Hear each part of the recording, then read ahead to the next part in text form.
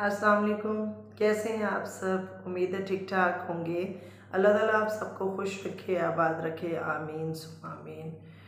मेरी बहुत बड़ी ख्वाहिश थी कि मैं आप सब से अपनी ये खुशी शेयर करूं कि शुक्र अल्हम्दुलिल्लाह अल्हम्दुलिल्लाह, जैसे अल्लाह ताला ने अचानक मुझे कि उम्रे पे बुलाया और अपना घर और रोज़ा रसूल की ज़ियारत की। शुक्र अल्हम्दुलिल्लाह, अल्लाह ताला आप सबको भी ऐसे अचानक जाना नसीब करे। तो सुने फिर आंटी की कहानी, आंटी की ज़ुबानी। ठीक है। वाकई ये बहुत बड़ा मौजज़ा होता है कि इंसान को जब पता भी नहीं होता कि वो कहाँ जा रहा है और वहाँ वो पहुँच जाए, तो वो फीलिंग्स और वहाँ जाने से पहले जब उसे पता चले या वहाँ पर जाकर इतनी प्यारी प्यारी ज़ियारतें वो करे और इतना प्यारा वो अल्लाह ताला का घर अपनी आँखों से देखे और रोज़ा रसूल सुभान अल्लाह वहाँ पर जाए और हतीम, हजर अस्वद, रुकन यमानी और रियाजुल जन्ना सुभान अल्लाह, मकाम इब्राहिमी, ये सब तमाम ऐसे रुकन है। और सही के दौरान भी कितना मज़ा आया, क्या मेरी फीलिंग्स थी कि मैं वहाँ बस ऐसे जैसे पागल दीवाना होता है ना, बस दीवानी हो गई थी। मुझे कोई होश नहीं था। मैं सिर्फ रेस्ट के लिए 2 3 4 5 घंटे जो भी होता था मैं वो करने के लिए आती थी। अदरवाइज़ मेरा दिन हो तो रात को आना, रात हो तो फिर सुबह आना। अल्लाह की दीवानी पहुँच गई तो फिर अल्लाह के घर में बिल्कुल दीवानों वाला हाल था। हाँ जी। तो अब आप देखें कि मुझे क्या, मेरे घर वालों को क्या, मेरे फरिश्तों को ये सब पता होगा, लेकिन कहावत में ये होता है ना कि मुझे बिल्कुल इल्म नहीं था। जितना जितना जितना शुक्र अदा करूं उतना कम है। अल्लाह का एहसान है। बहुत बड़ा मौजज़ा हुआ मेरे साथ कि मैं मेरी पूरी फैमिली भी हैरान है। और वो अक्सर ये समझते हैं कि नहीं इसे पता होगा। नहीं, हकीकत ये है कि मुझे कुछ नहीं पता था। मैं बहावलपुर सिटी रहती हूँ। मेरे हस्बैंड जॉब करते हैं कराची। तो हम लोग, मेरी ट्यूमर का ऑपरेट वगैरह भी हुआ है, हार्ट पेशेंट थी मैं। तब मुझे शुगर का बिल्कुल नहीं पता था और मैं मतलब ब्लड प्रेशर हाई और इस तरह हार्ट पेशेंट में ये वहाँ पर अपना ट्यूमर का जो है ना रीचेक कराने के लिए जाना था। इस दफ़ा जो सर्दी पड़ी वो भी आप सब जानते हैं कि कितनी सख्त सर्दी पड़ी है कि वो मेरे लिए बिल्कुल जोड़ों का दर्द और मोरों की तकलीफ़ में बिल्कुल भी बर्दाश्त नहीं कर पा रही थी। मेरी तबीयत बहुत सा ख़राब, चक्कर, वोमिट, ये वो। तो डॉक्टर्स ने मेरे हस्बैंड को मशवरा दिया कि आप अपने यहाँ पे लाएँ। तो उन्होंने कहा कि आप सर्दियाँ सर्दियाँ मेरे पास आ जाओ।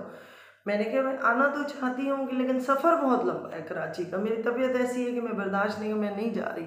उन्होंने कहा नहीं आप आ जाएंगे। वो मैंने कहा अच्छा चलें ठीक है। मेरे छोटे बेटे हमज़ा का, सब बच्चों के पासपोर्ट बन गए थे। मेरे हमज़ा का जो है ना वो पासपोर्ट बनने के लिए मैं रहीम खान उसके साथ गई। तो मैंने कहा हमज़ा मेरा दिल करता है, मेरी एक आपकी आंटी ने बताया था कि पासपोर्ट बनवा के रख लो, एक सूट भी ले लो और बैग में रख लो। अब बैग भी है, सूट भी है, पासपोर्ट नहीं है। मैं बार बार आऊँ, मेरी तबीयत सही नहीं होती। तो बेटा मैं अपना भी बनवा लेती हूँ। हाँ अम्मी आप भी बनवा लें। तो बस फिर उसका पासपोर्ट बनने के लिए दिया हुआ था। इधर से हस्बैंड मेरे इंसिस्ट कर रहे थे कि भाई आप जल्दी आओ जल्दी आओ। तो हमने कहा पासपोर्ट तो ज़ाहिर है बाय डाक बिल्कुल आता नहीं है और इस पर मुमानत है, तो लिहाजा हम वो उठाएंगे तब आएंगे। दिसंबर था, दिसंबर की एंड होगी। 27 को मैं वो लाई और 30 को हमारी सीटें हो गई। यानी हमने जो नया साल का फर्स्ट डे था वो हमारा कराची में था। बाहर गया, पासपोर्ट आया, हम लोग यहाँ से अपना बैग बुक करके जो थोड़ा बहुत सामान है ज़रूरत का वो लेके हम लोग कराची गए। तो मैं स्टेशन पे इस हद तक रोई बहुत ज़्यादा। और जाने से पहले जो थोड़ी बहुत पैकिंग थी बच्चे कर रहे थे, मैं ये भी ज़रूरी, ये कपड़ा ज़रूरी, ये सर्दियों का कंबल ले जाना है, ये वो जो भी चीज़ें थी ये करो। मेरी तबीयत बहुत ख़राब, मैं बार बार लेट जाऊँ मेरी हालत ख़राब हो जाए। बच्चे भी बहुत सख्त परेशान थे। 1 बजे मैं बहुत ज़्यादा रोई। 2 बजे हमारी ग्रीन लाइन ट्रेन थी वहाँ पर ना कराची के लिए रात के। तो कहते क्या हुआ, मैंने कहा मेरी तबीयत घबरा रही है। हुआ भी वही, जब ट्रेन में बैठी तो मेरी हालत सही नहीं रही, मेरी ना टेंशन से। और हालांकि सख्त दिसंबर में मेरी इतनी घबराहट हुई, इतना मेरा बीपी हाई हो गया और तबीयत ख़राब के कैसे लंबा सफ़र करूँगी। मैं घबरा जाती हूँ लंबे सफ़र की वजह से, जब से मेरी तबीयत ट्यूमर और ब्लड प्रेशर हुआ है ना। तो ट्रेन का था, ये तो नहीं कि जहाज़ का था बैठे और पहुँच गए।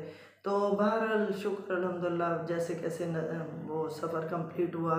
हमारे नेबर्स भी सवारियाँ बहुत अच्छी थीं, बहुत अच्छी थीं। उन्होंने मेरी खातिर दिसंबर में मुझे बार बार जब मेरी तबीयत ख़राब होती थी उन्होंने मुझे फ़ैन वगैरह भी चलाने दिया। तो बहरहाल वहाँ जैसे मैं पहुँची मौसम बहुत अच्छा था, इतना कि मुझे अपने लॉन के कपड़े, मुझे पता था मैं 2-3 महीने के लिए जा रही हूँ तो मैं कुछ घबराहट होती है, तो इसलिए मैं लॉन के कपड़े भी, हालांकि उन्होंने मना किया था, मैंने कहा अपनी तबीयत के हिसाब से मैंने खुद ही रख लिए थे कि जब मेरी तबीयत घबराएगी। मुझे फर्स्ट डे ही पहनने पड़ गए। मैं नहाई, हालांकि मगरिब के टाइम हम पहुँचे घर पे, तो फिर बहुत अच्छा मौसम था, बहुत। वहाँ मेरा प्यारा सा पोता भी मुझे मिलने आया। तो अल्हम्दुलिल्लाह जितनी रास्ते में तबीयत ख़राब हुई उसको देख के और मौसम को की वजह से मेरा काफ़ी शुक्र अल्हम्दुलिल्लाह खैर खैरियत से वक्त जैसे भी गुजर गया, मैं पहुँच गई। तब भी मैं नहीं जानती थी कि 1-1.5 हफ्ते बाद मुझे ये खुशखबरी मिलने वाली है। तो मैं फिर 1 वीक इस तरह ज़रा गुज़रा, रेस्ट वगैरह ये वो। और सैटरडे को मैंने अपने पोते की सालगिरह की। संडे को मैंने हस्बैंड को बोला कि आज संडे है, आप फारिग हैं, मेरे एक कज़न की डेथ हो गई थी, तो 6 महीने हो गए थे, बहुत ही बहन भाइयों वाला ताल्लुक़ था। तो मैंने कहा कि आप तो हो आए हैं, मैं वहाँ पे जाऊँ अच्छा नहीं लगता, तो मेरे ज़्यादा लेट हो जाए। अब मैं आ गई हूँ तो इससे ज़्यादा लेट मैं नहीं कर सकती। मैं उनकी रिस्पेक्ट करती थी अपने भाई बाप की जगह, वो भी मुझे बेटा बेटा ही कहते थे। बस फिर वहाँ पर गए तो देखें, वहाँ पर जाना ही मेरे लिए जो है ना एक सबब बन गया। वहाँ पे मैं गई अफ़सोस के लिए, उनकी मदर मेरी अम्मी की कज़न थी तो उनसे भी मिली। उन्हें बल्कि मैंने कहा क्या है, कहने लगी हम तो उम्रे पे जा रहे हैं, माशाल्लाह मेरे लिए भी दुआ कीजिएगा। तब मुझे नहीं पता था मैं इनके साथ जाऊँगी। मैं उन्हें कह रही हूँ कि मेरे लिए भी आप दुआ कीजिएगा, मैं वहाँ पे जाना चाहती हूँ तो अल्लाह ताला मुझे भी देखना नसीब करे। तो उन्होंने कहा हाँ इंशाल्लाह क्यों नहीं। तो भाभी ने बताया कि इस तरह आपके भाई ज़िंदा होते तो वो भी जाते, हम सब जो है ना जा रहे हैं। माशाल्लाह वो पोते पोतियाँ बहुएँ सब जो है ना सास समेत वो 11 बंदे 10 बंदे जा रहे थे। तो बहरहाल मेरे मुंह से सिर्फ इतना निकला कि माशाल्लाह संगत तो अच्छी थी, काश मैं भी जाती। तो तब मेरे हस्बैंड के दिल में शायद ये बात आ गई उसी वक्त ना, उसी लम्हे। उन्होंने, मेरा दिल था कि मैं उनसे जिक्र करूं, लेकिन मैंने कहा वो बच्चे सारे यूनिवर्सिटी गोइंगे, इधर का घर का किराया है, उधर भी हाउस रेंट है, तो किस तरह ये कर सकते हैं। तो मैंने पॉसिबल नहीं समझा, लेकिन दिल में ख्वाहिश थी। तो बहरहाल मैं बहुत ज़्यादा मैं बहुत ज़्यादा तहज्जुद में यहाँ पर भी थी ना, बहुत ज़्यादा रोती थी। मेरी शुरू से बहुत ज़्यादा ख्वाहिश थी कि मैं उम्रे पे जाऊँ, उम्रे पे जाऊँ, उम्रे पे जाऊँ, लेकिन ना कहीं से सबब ऐसा नज़र नहीं आता था। पाकिस्तान के हालात जो देख रहे हैं, अखराजात ही ऐसे हैं। तो लेकिन मेरे हस्बैंड अक्सर मुझे, मैं स्टेटस पे खाना कबाब वगैरह लगा देना ये वो, मुझे हस्बैंड मेरे कहते थे कि आप जो है ना इंशाल्लाह जाओगी, तसल्ली रखो, हाँ हाँ इंशाल्लाह इंशाल्लाह। हर स्टेटस पे उनका एक पॉजिटिव मुझे आंसर आता था तसल्ली का ना। तो तहज्जुद के टाइम में बहुत ज़्यादा रोती थी और अल्लाह ताला से कहती थी कि अल्लाह ताला तू ही कारसाज है, तू ही ले जाने वाला है, मुझे नज़र नहीं आ रहा लेकिन जाने की ख्वाहिश है, कैसे तूने दिखाना है मुझे नहीं पता। बस अल्लाह ताला से मैं बार बार फरमाइश करती थी, ख्वाहिश करती थी। और इस हद तक रोती थी कि बच्चे मेरे अक्सर सो रहे होते थे कि ऑनलाइन काम करते थे, अपने रूम्स में होते थे, और मैं फिर बहुत गिड़गिड़ा कर रोती थी और अपने रब ताला से बस ये ख्वाहिश थी कि बस मुझे मरने से पहले, जिस तरह मैं सही सलामत चल रही हूँ, जिस तरह अल्लाह का शुक्र अभी मेरी आंखें सलामत है, अपना घर दिखा और इन्हीं पाँव से चल के मैं तवाफ़ करूँ। और शुक्र अल्हम्दुलिल्लाह अल्लाह ताला ने अपना घर और रसूल देखना मुझे नसीब किया।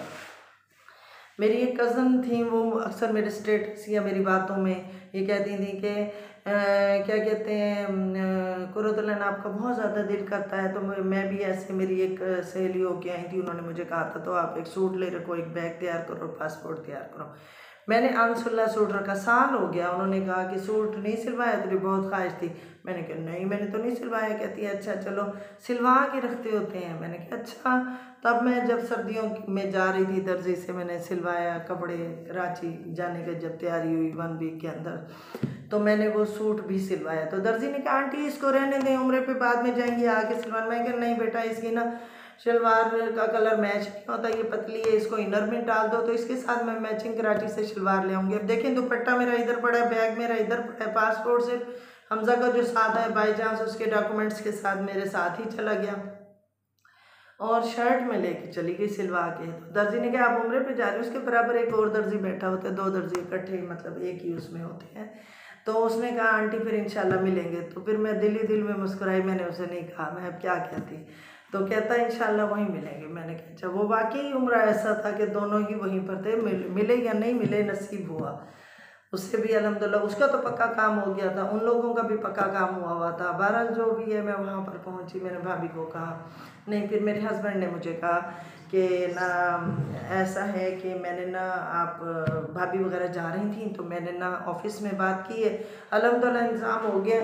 आप ऐसा करो कि ना मैं आपको भेजता हूँ। मैं मेरी बेटी और आप जा रहे थे, मैंने एक सीक्रेट कमेटी रखी थी तेरी ख्वाहिश को देखते हुए, लेकिन अब आप ये है कि तबीयत भी आपकी ख़राब रहती है।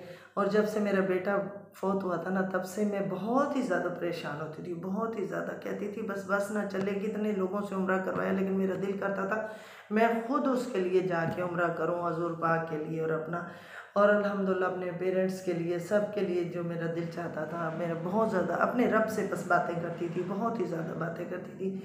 तब मेरे हस्बैंड ने कहा कि आप भाभी आएंगी, उनकी ड्यूटी हमारी तरफ लगी थी ना तो कराची, तो वो आएंगी तो उनसे बात करना। वो जुम्मा मेरे घर आई तो दूसरे दिन तो मैंने उनसे बात की। मैंने कहा पहले मैंने जुम्मा नमाज़ पढ़ी, हमने खाना खाया, जुम्मा नमाज़ पढ़ी, एक बेड पे वो हैं, एक पे मैं हूँ, और फिर उसके बाद 2 रकात नमाज हाजत अदा की कि अल्लाह ताला करे कि भाभी ये ना हो कहीं हमारा काम हो गया मैं नहीं ले जाती।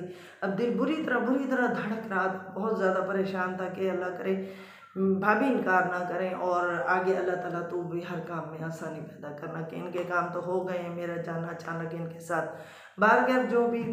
तो फिर ना मैंने भाभी से बात की नमाज के बाद ना, ताहज्जुद अदा करने के बाद। तो भाभी ने कहा देखो हमारा काम तो हो गया है, अब अगर आपका नसीब है तो मुझे पासपोर्ट देते और मैं बेटे से बात करती हूँ। हमारी सिर्फ सीटें हैं जो कि मेरी जॉब की वजह से, बच्चों की यूनिवर्सिटी के पेपर की वजह से अभी कंफर्म नहीं हुई।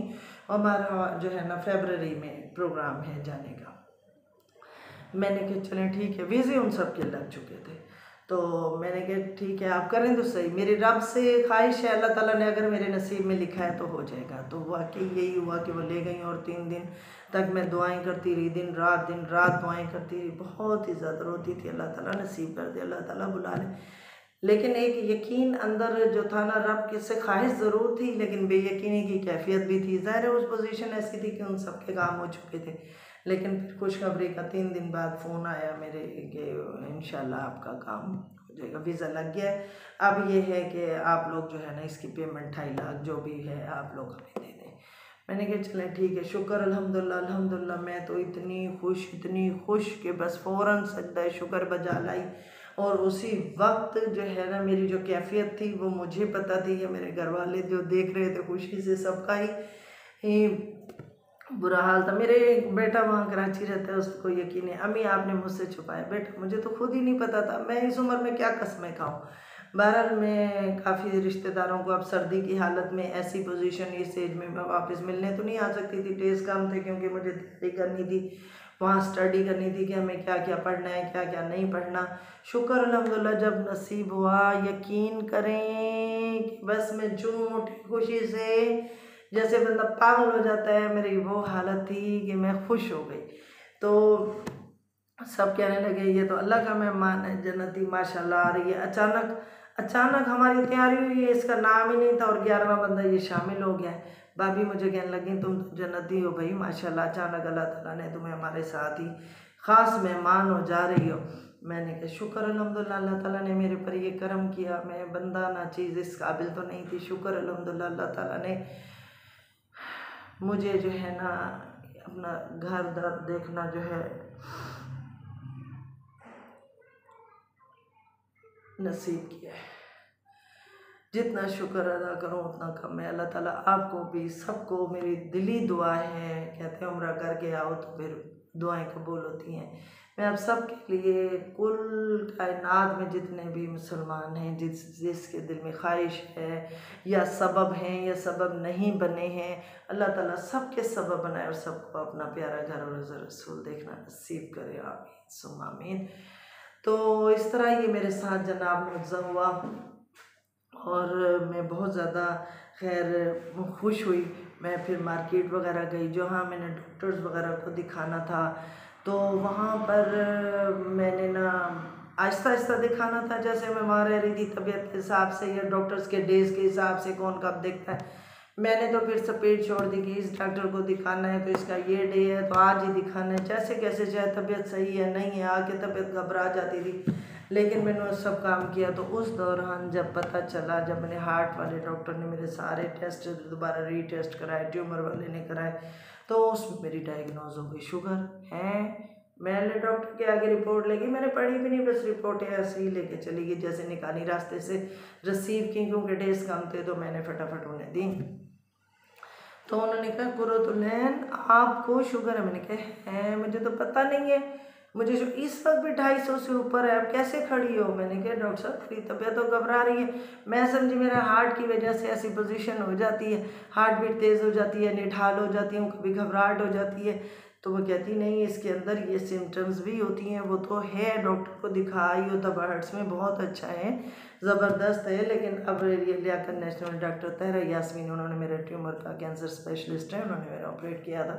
उन्होंने फिर बताया, उन्होंने कहा कि आप फौरी तौर पे डॉक्टर साहब हैं यहाँ पर लियाकत नेशनल में, अली असगर साहब, उन्हें दिखाएं, बहुत काबिल हैं। तो शुगर के मैंने फिर फ़ौरन ही उसी वक्त ही उनका शुक्र अल्हम्दुलिल्लाह डे था, तो मैंने उन्हें दिखाया।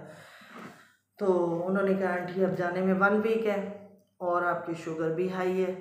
और बहरहाल खुराक वगैरह के बारे में उन्होंने अपनी डॉक्टर कंसल्टेंट डॉक्टर से मुझे मिलवाया, और उन्होंने कहा कि ये दवाएं लेने के बाद जाने से 1 दिन पहले आपने मुझे दोबारा रीचेक कराना है ताकि आपकी तबीयत सही हो। हार्ट वाले डॉक्टर को मैं पहले दिखा चुकी थी, उन्होंने मतलब मेरी रिपोर्ट्स वगैरह देखी, तो उन्होंने सारा मुझे गाइड वगैरह कर दिया, और उन्होंने कहा कि आप इस तरह मतलब अपने आप को डील करेंगी, ये पोजीशन है। तो पर शुगर के बारे में उन्होंने मुझे बता दिया कि बहुत ज़्यादा जब आपके सर में दर्द, आइज़ में सिम्टम्स भी बता दिए कि आइज़ में दर्द हो, बहुत ज़्यादा तबीयत ख़राब हो, तो दर्दें हों, तो आपने समझ जाना है कि आपकी शुगर बहुत ज़्यादा हाई है। और अब जब आपके ठंडे पसीने आ रहे हों और तबीयत निढाल है, दिल घबरा रहा है, तो दिल दोनों सूरतों में घबराएगा, लेकिन बाकी पसीने की सूरत है या इस तरह तबीयत न हटाले, फ़ौरन बीपी लो होगा। आपके बैग में एक टॉफ़ी होनी चाहिए और आपके बैग में एक जूस होना चाहिए हर वक्त, तो नमकीन चीज़ों के साथ साथ। मैंने फिर एक किन्नू जैसे नीमको, इस तरह टॉफ़ी और ये तो जूस मेरे हर वक्त साथ होता था, क्योंकि वहाँ जब इबादत के लिए बंदा जाता है ना, तो लॉन्ग रूट होता है, तो वहाँ पर अपनी तबीयत को फिर अचानक खुद को मेंटेन करना, ये वो ये सब, मुझे सांस की तकलीफ में थी, ये सारी तकलीफ़ें देखते हुए मैं बहुत ज़्यादा घबराई। मैंने कहा भाभी को ये ना बताऊँ कि मुझे सांस की तकलीफ़, तो खैर मुझे थ्रेशर डेज में होती थी, लेकिन डॉक्टर ने मुझे कहा था कि ज़्यादा चलना, सांस के डॉक्टर को भी दिखाया, उन्होंने कहा ज़्यादा चलने की वजह से वहाँ चलना होगा, और शुगर और जब हार्ट की तकलीफ़ ये बढ़ती है तो सांस ऑटोमेटिकली डिस्टर्ब होता है, चाहे थ्रेशर डेज हों या ना हो, आपकी तबीयत वहाँ रश की वजह से घबरा भी सकती है। तो आपने इनहेलर डेली लेना है, तो वो भी मैं लेके गई। तो यकीन करें 7-8 गोलियाँ प्लस एक उन्होंने मुझे ताकत की दी, और इस तरह मतलब मैं जो हूँ बस मैंने अल्लाह पे एक, मैंने परेशान बहुत ज़्यादा हुई 1 सेकेंड के लिए, लेकिन फिर उस वक्त मैंने सोचा अगर मैं परेशान हो गई तो मेरी तो शुगर बहुत डिस्टर्ब हो जाएगी, मेरी हार्ट की तकलीफ, मेरा बीपी बहुत ज़्यादा डिस्टर्ब हो जाएगा। तो मैंने टेंशन नहीं लेनी, क्योंकि मुझे जो दिन नसीब हो रहे हैं वो ज़ाया हो जाएंगे, मेरा वीज़ा कैंसिल हो सकता है, मुझे ये लोग नहीं ले जाएंगे। तो मैंने भाभी से डरते डरते ये बोला, मैंने कहा भाभी मुझे शुगर निकल आई है अचानक, अभी मुझे अब पता चला, लेकिन आप घबराइएगा नहीं, मैं खुद को मेंटेन कर लूँगी। डॉक्टर्स को मैंने आगा खान में भी इधर उधर दिखा दिया, लियाकत नेशनल में, आप बिल्कुल परेशान ना होइएगा। कहती नहीं नहीं, बीमारी तो अल्लाह ताला की तरफ से, आप टेबलेट्स वगैरह लेके जा रही हूँ, मुझे भी तकलीफ़ रहती है घुटनों की, तो मैं दिखा रही हूँ। मैं कहा चलें ठीक है, आप परेशान, मैंने बाकी इतनी नहीं बताई, ट्यूमर का तो खैर उन्हें पता ही था, क्योंकि ऑपरेट हुआ तो फैमिली जानती थी। तो बाहर क्या है, मैं अल्लाह के नाम पे अपनी दवाइयाँ साथ ली और अपनी बीमारियों को ज़रा पीछे डाला और टेंशन फ्री हुई और ख़ुद को मेंटेन किया। 1 वीक मुझे प्रैक्टिस के लिए मिल गया, किस तरह मैंने अपनी शुगर को कंट्रोल करना है। और इस तरह फिर मेरा जाना हुआ। और जाने से पहले इधर एयरपोर्ट का टाइम था, इधर मेरी शुगर बहुत ज़्यादा परेशान, मैं कैसे सफ़र करूँगी अचानक ये वो, और जाना भी ज़ाहिर है मेरी विश में था। तो बाहर कैफ जो है अलग लाख लाख शुक्र है, ये लोग फिर मुझे छोड़ने के लिए गए। देखें रब माशाल्लाह, मैं एयरपोर्ट पहुंची, किस तरह बुलाता है, किस तरह रब ने मौजज़ा दिखाया। आपने ये सुना मेरे मुंह से अचानक कि मुझे भी नहीं पता था कि हम सब इतने खुश हुए। मैंने कभी चच्ची को फ़ोन करी हूँ, कभी ममानी को फ़ोन करी हूँ, कभी मामू को फ़ोन करी हूँ, कभी मैं किस किस को, फैमिली का कोई ऐसा बंदा था कि वहाँ मेरे अपने शहर में जो मासियाँ थीं, मैंने उन्हें भी फ़ोन किया खुशी से, कि जो मुझसे प्यार भी करती थी, कि उनका भी राइट है कि मेरी खुशी में शरीक हों, कि अक्सर मैं उनसे दुआ करवाती थी, अक्सर लोगों से मैं ऐसे दुआ कहती थी। और मेरी मासी थी, जब मैं यहाँ से जा रही थी ना, मैंने पासपोर्ट बेटे के लिए उठवाया था, वो कहती, मेरे मियाँ कहते हैं आपकी आंटी इलाज कराने नहीं जा रही कराची, वो तो उम्रे पे जा रही है, मैं वो पासपोर्ट जो बनवाया है वो तुझे नहीं बता रही। मैंने कहा अल्लाह करे ऐसा हो, वो तो मेरी ख्वाहिश है तुम्हारे मुंह में और तुम्हारे शौहर के मुंह में गीचे कर। लेकिन बात यह है कि पासपोर्ट बेटे का बनवाया, मैं बार बार अकेली रही मेर खान नहीं जा सकती, लंबा सफ़र है, तो इसलिए मैं बनवाई आई हूँ, इसलिए कि मेरी ख्वाहिश है उम्रे पे जाने की, तो बनवा के रख रही हूँ, दुआ करो कि अल्लाह ताला नसीब करे। लेकिन ये हकीकत है कि मैं इलाज के लिए जा रही हूँ। और वाकई ये उस वाकई क्या कबूलियत थी कि दर्जी ने ये बात की आप अभी तो नहीं जा रही, मैंने कहा बस जा रही हूँ तो बस ऐसे कर सीख दे, अल्लाह ताला को पता चलता है किसी टाइम मुझे भेज दे। ये हुआ। मेरी उस कज़न ने जो मशवरा दिया वो मैंने सूट वगैरह सिलवाया। और मेरे एक बेटा है शादीशुदा, वो मुझे कहता था शादी से पहले अम्मी मैं आपको उम्रा कराऊंगा, ये वो, फिर वो शादी के क्राइसिस में मसरूफ़ हो गया। उसकी पे माशाल्लाह सेटिंग बहुत अच्छी है, तो उसने कहा मैं कराऊंगा। मैं उसे कहती थी पहले करा दो, लेकिन उसने कहा नहीं, लेकिन मुझे उस पर बहुत ज़्यादा ट्रस्ट था। मैंने कहा अच्छा ये कराएगा, लेकिन उसके बाद उसने मुझे मजाक उड़ाया, उसने कहा अम्मी कुछ क्या कहूँ, बार कैफ उसने कहा अम्मी अब बस मैं तो अपना इसमें मसरूफ़ हो गया हूँ, तो फिर ना आप जो है ना उम्रा जो है उसमें एतकाफ़ में बैठ जाया करें तो आपका उम्रा हो जाएगा। थोड़ा उसने हंसते हुए ये बात की ना, तो मेरे दिल को बहुत ज़्यादा लगी, मैं बहुत ज़्यादा परेशान हुई।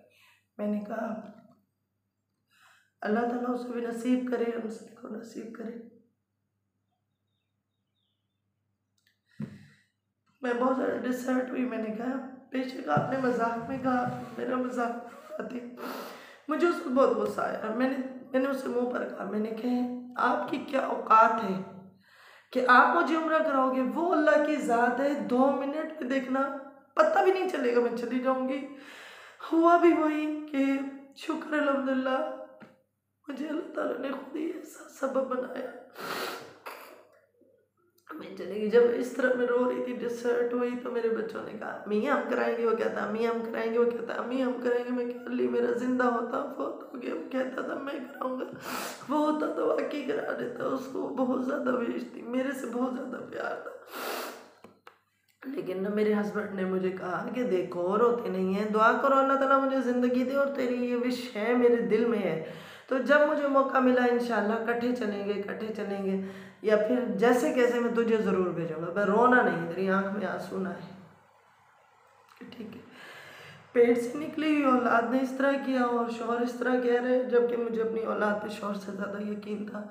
शौहर भी काबिल यकीन होता है, वही तो सारे घर के सर्कल को लेके चल रहा होता है, लेकिन जब औलाद ऐसे ख्वाब दिखाए तो जब माँ और बेटे का ताल्लुक ऐसा होता है तो माँ को ज़्यादा ट्रस्ट करती। बहरकैफ अल्लाह ताला ने मुझे नसीब किया, शुक्र अल्हम्दुलिल्लाह, अपना घर देखना नसीब किया। मेरे ख्वाब ख्याल में भी नहीं था कि मैं यहाँ से कराची जा रही हूँ कि अल्लाह ताला ने मेरे बाजू पकड़ के कहा नहीं तू आ उधर। सुभान अल्लाह, सदके जाऊँ मैं अल्लाह ताला के साथ, कुर्बान जाऊँ अल्लाह और अल्लाह के रसूल पर।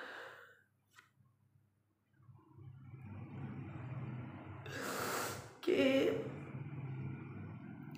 जिन्होंने मुझे वहाँ बुलाया, मुझे अपना दर्द दिखाया, ये सब अल्लाह ताला के हाथ में था। चाहे वो मेरा बेटा होता, ये दुनिया की कोई भी ताकत, चाहे मेरे हस्बैंड, कोई भी वसीला ज़रूर बनते हैं, चाहे औलाद हो या शौहर हो, लेकिन करने वाली सिर्फ अल्लाह के साथ है। जब वो बुलाता है देर भी नहीं लगती, एक पल भी नहीं लगता और पल में तैयारी हो जाती है। ये मेरे साथ ऐसा हुआ है।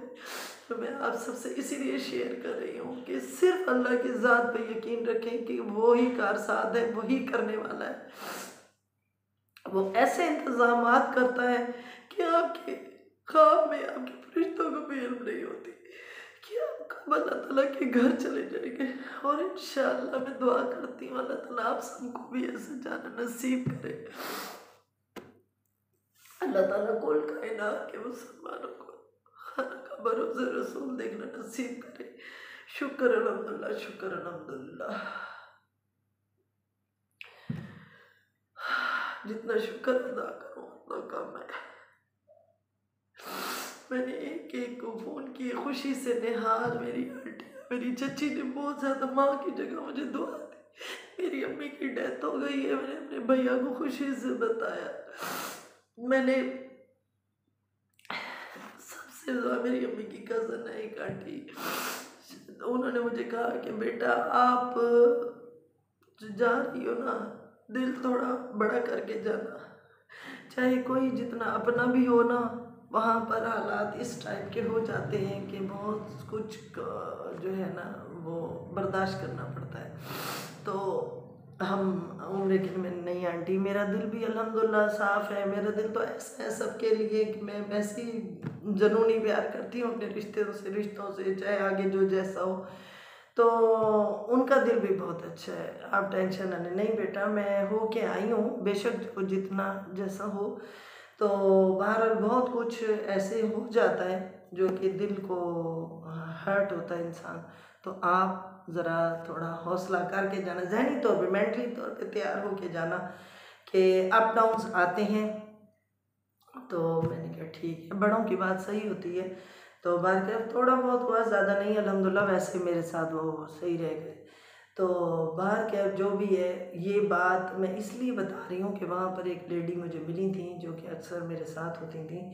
उनके साथ उनकी जो फैमिली के साथ गई थी, बहुत ही मिसबिहेवियर हुआ, बहुत मिसबिहेवियर हुआ, जिस वजह से मुझे ये बात आपको बतानी पड़ी कि जब मैं अपनी ये सारी कहानी आपको बता दूंगी ना कि किस तरह स्टेप बाय स्टेप अल्हम्दुलिल्लाह किस तरह मैं रियाजुल जन्नह, क्योंकि जिस पे परमिट हो गया है और हम 3 डेज़ के लिए उस वक्त मदीना रुके थे, और किस तरह वो मैंने कोशिश की, वो भी मेरे रब ने की। जब आप सुनेंगे आप हैरान हो जाएंगे। ये दूसरा मौज़ा था कि मेरे रब ने मुझे रियाजुल जन्नह में शुक्र अल्हम्दुलिल्लाह जाना नसीब किया।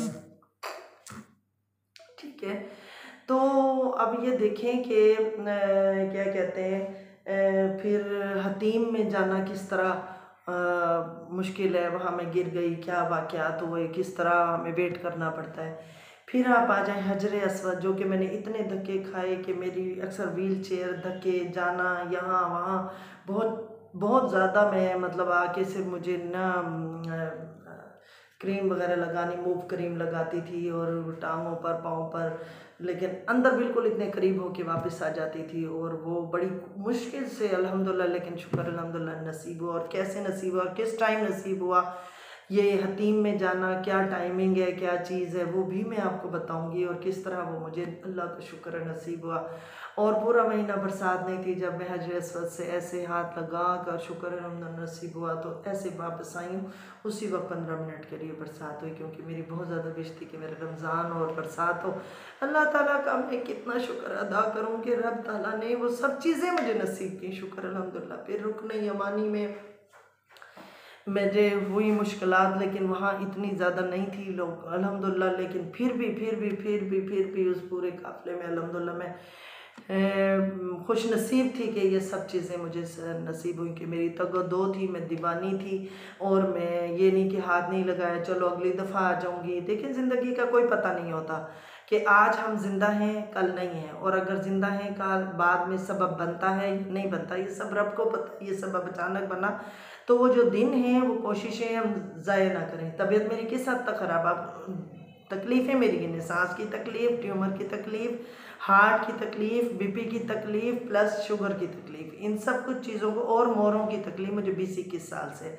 इन सब चीज़ों को लेकर मैं जिस तरह चली और जिस तरह मैंने खुद को मेंटेन किया, ये मेरे रब का शुक्र है कि शुक्र अल्हम्दुलिल्लाह, अल्लाह ताला ने उन बीमारियों पर मुझे काबू पाने की तौफीक और ताकत अता करने वाला वो रब है, दवाइयाँ देने वाला और डॉक्टर इलाज करने वाला मसीहा होता है। लेकिन ये सब चीज़ें करना, और मैं अकेली उस टाइम, क्योंकि ये थे 11 अफराद, तो इनका कभी होता था कि आज जा रहे हैं कल नहीं जा रहे, तो मैंने इनसे कहा था कि मेरे 4-5 उम्रे इस तरह ज़ाया हो गए थे, तो मैंने कहा कि नहीं, मैं ना इस तरह बैठती हूँ नियत करके नहा के, तो भाभी आप माइंड मत कीजिएगा, तो मैं चली जाया करूँगी, मैं ना किसी से पता करती हूँ। तो घर इन्होंने ना दूसरी जगह लिया था, नसीम में इनके बेटे की कोई ड्यूटी थी, वहाँ पर ज़रा दूर लिया था। तो मैंने कहा मैं पता करती हूँ किसी से, इस तरह चल, जब आपके साथ आप रेडी होंगे, इकट्ठे जा रहे होंगे तो इकट्ठे से ही, नहीं तो अगर मेरे साथ किसी ने चलना है, लेकिन मैं रहूँगी वही, वापसी फिर आप लोग खुद देख लें, क्योंकि मैं जो आई हूँ सिर्फ अल्लाह ताला की इबादत के लिए, और बस अपना, मैं वहाँ पर मुझे सुकून मिलता है। मैं यहाँ पर बैठी रहूँ 2-2 3-3 दिन ज़ाया हूँ तो फ़ायदा नहीं, फिर ऐसे है कि जैसे मैं कराची में रह रही हूँ। तो बाहर क्या, उन्होंने कहा चलो ठीक है। तो इस तरह अल्लाह का लाख लाख शुक्र है, मैंने ये सब किया। अब आप देखें कि अब आपको मैं बताती हूँ कि किस तरह हज़रत जन्ना का तो थोड़ा ज़्यादा हो जाएगा, मैं आपको अगली अपने नेक्स्ट व्लॉग में बता दूँगी। तो मैं आपको हजर अस्वद का इस वक्त बता देती हूँ। तो हजर अस्वद का भी 30 मिनट्स इस वक्त हो गए हैं, शायद आप बोर ना हो जाएं, लेकिन बोर होना नहीं चाहिए क्योंकि ये रब ताला की नज़दीक जाने की बातें हैं। चलें ठीक है, मैं हजर अस्वद का आपको बताती हूँ कि किस तरह।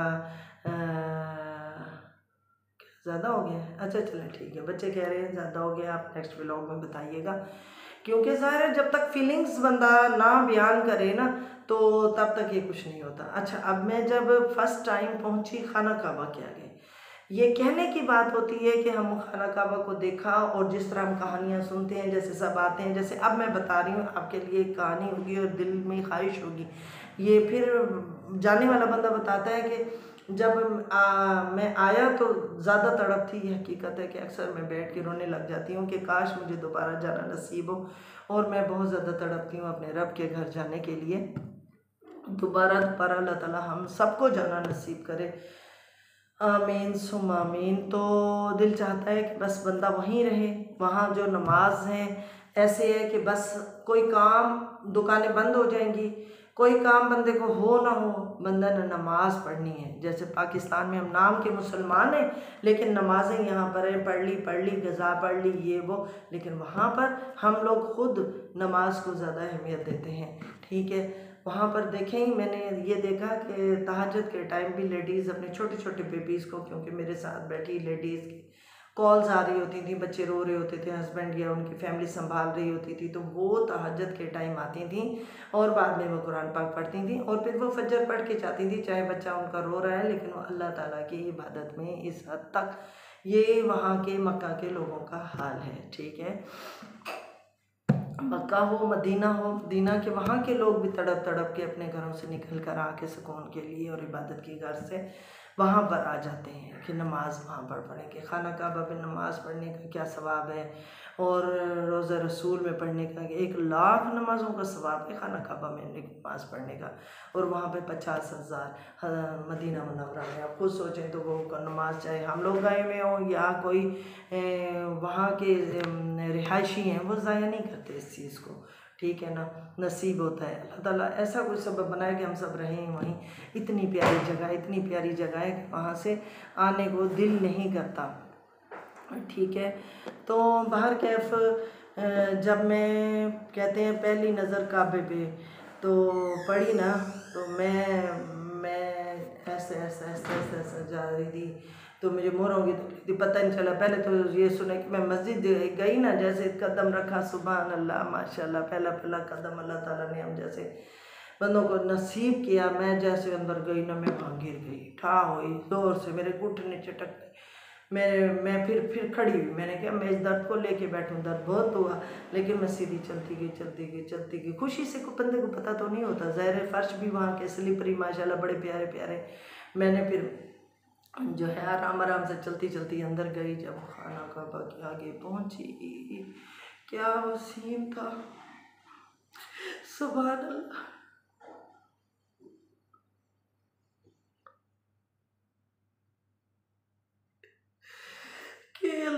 आप सबको भी देखना नसीब करे। मैं हैरान हुई कि मेरा रब है और मैं यहाँ पे हूँ। मेरा रब ने मुझे यहाँ पे बुला लिया, मेरी दुआ कबूल हो गई है। शुक्र अल्हम्दुलिल्लाह, जितना शुक्र अदा करूँ उतना कम है।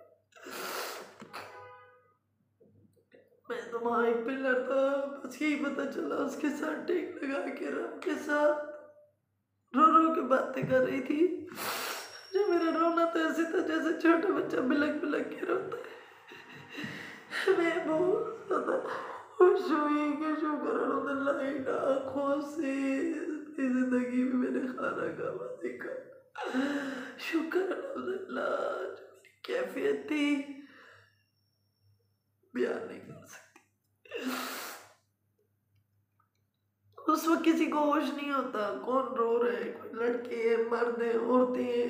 मैं कहती हूँ बहुत ज़्यादा औरतें तो फिर भी थोड़ा सा वो करती हैं, मर्द इस तरह चीखें मार के रो रहे होते हैं कि जो मैं वहाँ सीन देख के आई हूँ कि बस वो हशर हो जाता है। वह रोज़े हशर में अपने आप को समझे, वो बख्शवा देता है जैसे इंसान अल्लाह ताला ने बुला लेता है बंदे को कि जैसे हशर का दिन हो और हम अपने रब के आगे खड़े हैं। हमारे रब ने हमें वहाँ बुला लिया, अपना प्यारा बंदा समझ गया, मैं अपने प्यारे बंदों में शामिल किया, मैं इस काबिल किया कि अल्लाह ताला का लाख लाख शुक्र है वहाँ पर मौजूद। जितना शुक्र अदा करे उतना कम है। मैंने क्या किया, बहुत ज़्यादा दुआएं की सबके लिए। मैंने पहले अपने बेटे, अपने माँ बाप के लिए, फिर अपने लिए, अपनी औलाद, फैमिली के लिए, फिर जिसने मुझे बोला था दुआओं का, कहते हैं दुआ भूल जाती है, मैंने दिल में ताया किया कि सुनने में ऐसे आए, लेकिन मैं किसी को नहीं भूलूंगी। जिसने बाय नेम, किसी ने अपनी बीमारी का, किसी ने बेटों के पास होने का, किसी ने अपनी बेटियों की शादी का, किसी ने कोई मसाइल हल होने का, जिसने जो अमानतें मुझे दी, मैंने वो अमानत पहली नज़र में ही अल्लाह के सपुर्द की। और जब मुझे मौका मिला खाना का वो हाथ लगाने का, सुभान अल्लाह, सदके जाऊँ मैं अल्लाह की ज़ात पर, मैंने खाना का को हाथ लगाया, लिपटी ऐसे जैसे अपने रब को हाथ, रब के बिल्कुल करीब खड़ी हूँ। मैंने वहाँ पर भी खाना काबा में सबके नाम लिखे जिन्होंने दुआएं कही, जो फोत हो गए थे, जो जिंदा थे, और कई ऐसे लोग थे मेरी नज़र में परेशान, कई ऐसे गरीब लोग थे, मासियाँ भी थीं या कुछ भी।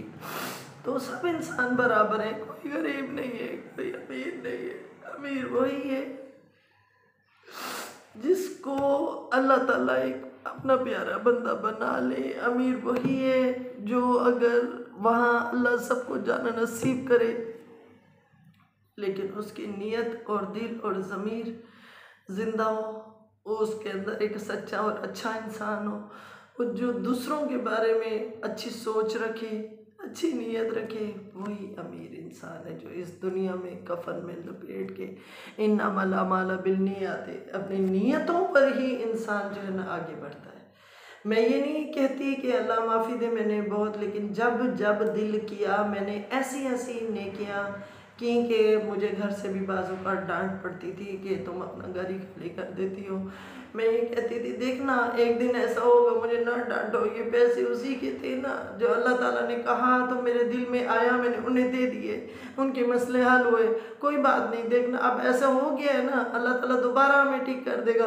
लेकिन ये नेकियां जो है ना एक दिन ऐसी काम आएंगी आप सोच नहीं सकते। बस मेरा दिल है मुझे डांटे, कभी मेरी औलाद मुझे सुनाए, कभी मेरे शौहर के, देखो करते हैं इस हद तक नहीं करते कि अपना ही घर लुटा दो,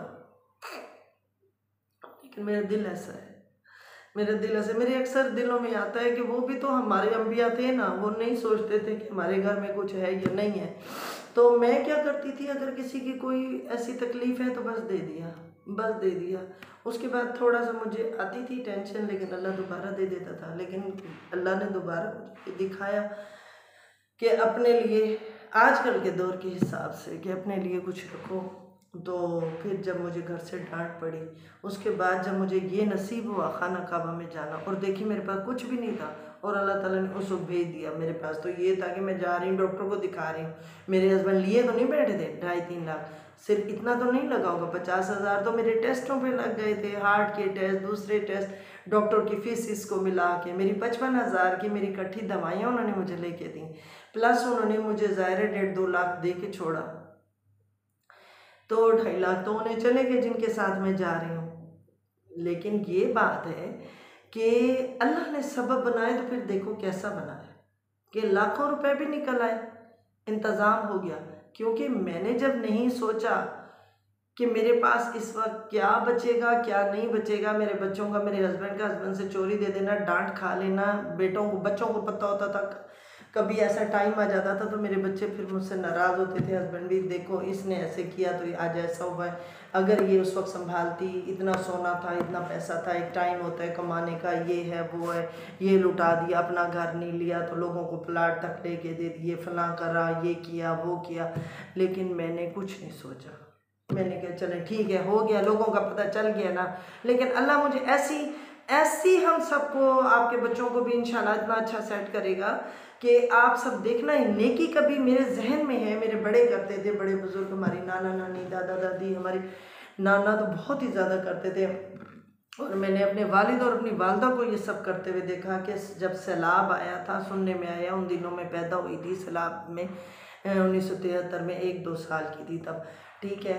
तो कहते हैं कि मैं थोड़ी बड़ी 5-6-7-8 साल से ये सुन रही थी कि भाई सैलाब में मेरी वालदा और वालिद दोनों डॉक्टर थे, तो वहाँ फिर सबिल्ला उन्होंने लोगों की पट्टियाँ वगैरह कराई, और इतना कि उन्होंने कपड़े और जूते तक बांटे।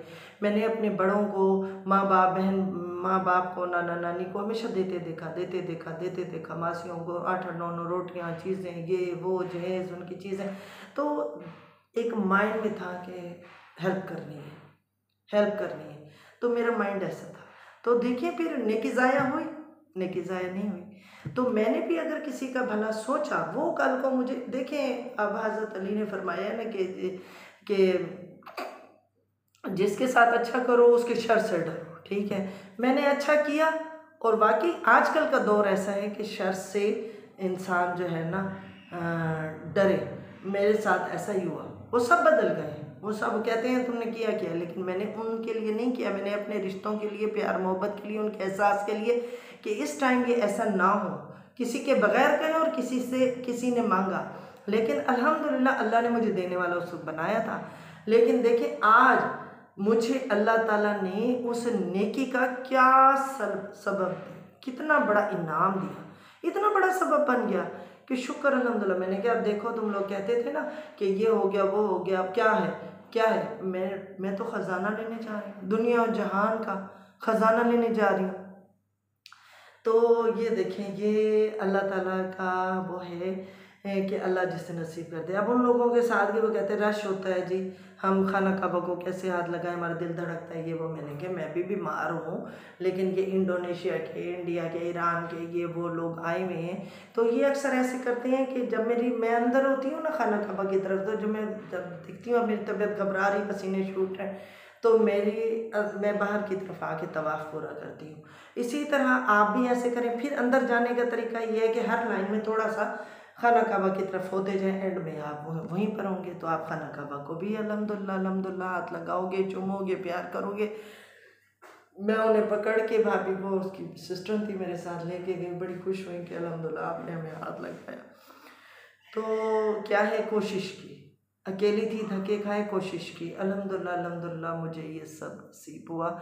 शुक्र अल्हम्दुलिल्लाह के अल्लाह ने मुझे वहाँ पहुँचा दिया जो तहज्जुद में रो रो कर अल्लाह ताला से मांगा। इसीलिए कहते हैं तहज्जुद में जो दुआ है अल्लाह ताला नीचे आता होगा तो मेरी ये दुआ कबूल की ना, आता है। अल्लाह ताला ने खुद फरमाया है कि मैं नीचे आता हूँ, मांग बंदे जो मांगना है। कि इसीलिए कहते हैं ना खैरुन मिनन नौम, कि नींद से ज़्यादा बेहतर जो है ना वो नमाज है। तो आप तहज्जुद की नमाज के टाइम आप सो के उठें या जाग रहे हैं, बहरहाल उस टाइम आप कोशिश करें कि आप अपने रब से तन्हाई में बातें करें। जो आप मांगेंगे इंशाअल्लाह मिलेगा, और ज़रूर मिलेगा। मैं ताजत से मिला हूँ। जो अपनी फैमिली का एक और वाक़या मैं आपको बताऊँगी। अल्हम्दुलिल्लाह अल्लाह का एहसान है, शुक्र अल्हम्दुलिल्लाह कि अल्लाह ताला ने ये सब मुझे नसीब किया। अब ज़्यादा टाइम हो गया, आजकल जो बिज़ी लाइफ है उसके वजह से दिल की बातें हैं। कैसे रियाजुल जन्ना अगर आप थोड़े टाइम के लिए भी जाते हैं, परमिट का मुझे बिल्कुल नहीं पता था, लेकिन अल्लाह ताला ने वो 3 दिन में कैसे नसीब किया, वो मेरी कोशिशें थी कि शुक्र अल्हम्दुलिल्लाह कि मैं अंदर पहुंची। वो बहुत ही ज़्यादा अल्लाह ताला का मेरे पर एहसान है। एक और एहसान है रियाज और हजर अस्वद को मैंने किस तरह छुआ, वो क्या टाइमिंग थे, हतीम को किस तरह अंदर मुझे जाना नसीब हुआ, वो क्या टाइमिंग थे। खाना कबा की एक जगह होती है ना हतीम, तो अल्लाह हज़ूर पाक सल्लल्लाहु अलैहि वसल्लम ने छोड़ी थी। तो वो सारा कुछ मैं आपको इंशाअल्लाह अगले व्लॉग में बताऊंगी, जितना बता सके 2-3 हो जाएंगे इसके, क्योंकि बातें जो है ना दिल की, वो है रब से मंसूब। जो रब से मंसूब बातें हैं तो वो फिर खरी और सच्ची और ऐसी होती हैं कि बंदा अंदर महब है।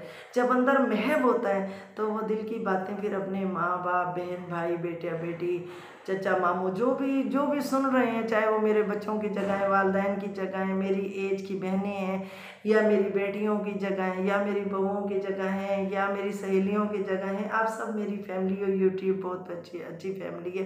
मैं अकेली पड़ी ऐसे घूरती रहती थी, और मेरे ट्यूमर का मर्ज, मेरा बीपी, मेरी ये सब चीज़ें, मेरी शुगर बहुत ज़्यादा है। तभी मेरे बच्चों ने बोला कि अम्मी आप पढ़ी लिखी हैं, मास्टर किया हुआ है आपने, अल्हम्दुलिल्लाह आप, मैं, मेरी बेटी की लाहौर जॉब हो गई है, वो कहती हैं कि आप वहाँ सोचती रहती, मैं वहाँ आपकी वजह से परेशान, बच्चे ऑनलाइन काम में मसरूफ़ होती हैं, मासी काम करके चली जाती है, आप बिल्कुल अकेली होती हैं, क्योंकि बहू मेरी कराची रहती है, हम इधर रहते हैं, बच्चे यूनिवर्सिटी में पढ़ते हैं इसलिए। तो फिर उन्होंने कहा कि आप और ज़्यादा बीमार हो रही हैं, हम परेशान हो रहे हैं, आज कोई किसी का नहीं होता, तो लिहाजा आप जो है ना यूट्यूब पे आए। तो इस वजह से मेरे हस्बैंड ने बहुत ज़्यादा कहा कि आप मसरूफ़ हो जाओ, बस मेरी तरफ से इजाज़त है, आप करो। तो फिर मैं आई और उन्होंने और फैमिली को दिया अलाउ कि भैया आप करो, अपना बिज़ी रहते हो। तो मैंने अल्हम्दुलिल्लाह, वाकई ये हुआ है कि नमाज कुरान के बाद अल्हम्दुलिल्लाह, पहले तो वही चीज़ है कि मैं अपनी नमाज कुरान का टाइम किसी को नहीं देती, और नमाज कुरान के बाद घर में मैं सिर्फ हांडी बनाती हूँ बीमारी की सबब, और कुछ नहीं, बाकी सब कुछ बाहर मासी करती है, या फिर रोटियाँ हमारी बाहर से लगती हैं। मैं जो हूँ ना बाकी टाइम जब तस्बीह पढ़ती रहती हूँ, या ये अपना व्लॉग बनाए, उन्हीं को फिर सेटिंग की जाए, एडिटिंग आई तो ठीक है, ना आई तो बच्चों से सीख रही हूँ, क्योंकि इस चीज़ में पढ़ी नहीं थी। तो अब ये है कि आहिस्ता आहिस्ता काफ़ी हद तक सीख गई हूँ, ख़ुद भी कर लूँगी, तो इसलिए थोड़ा सा व्लॉग्स में टाइम हो जाता है, क्योंकि उनके व्लॉग मेरे बेटे के डेली आते हैं, तो वो अपनी भी पापा की सबकी एडिटिंग कर रहा होता है, तो मेरी भी जो है ना इसे करनी पड़ती है, थोड़ा सा गैप आ जाता है। तो बाहर के आप देखते रहिएगा। तो बहरहाल बहुत मज़ा आया आप सबसे बात करने का, बहुत मज़ा आया। तो आप लोग इसी तरह, कितना मज़ा आया है, ऐसे लग रहा है ना कि आंटी के साथ आप गए थे, ऐसे लगता है ना। मैं वहाँ से तस्वीरें भेजती थी ना, मेरे रिश्तेदारों की कॉल आती थी, ऐसे लगता था हम आपके साथ हैं। आपको भी ऐसा लगा है, और आइंदा जो बताऊंगी ना तभी आपको ऐसा लगेगा। आप जब जाएंगे इंशाल्लाह आपको बिल्कुल मुश्किलात नहीं होंगी, चाहे थोड़े टाइम के लिए परमिट मिला ना मिला, आप पहुँच जाएंगे इंशाल्लाह। जैसे रब ने मुझे नसीब किया, ऐसे अल्लाह ताला आप सबको नसीब करे। मिलते हैं फिर इंशाल्लाह अगले व्लॉग में, ठीक है, ओके, अल्लाह हाफिज़।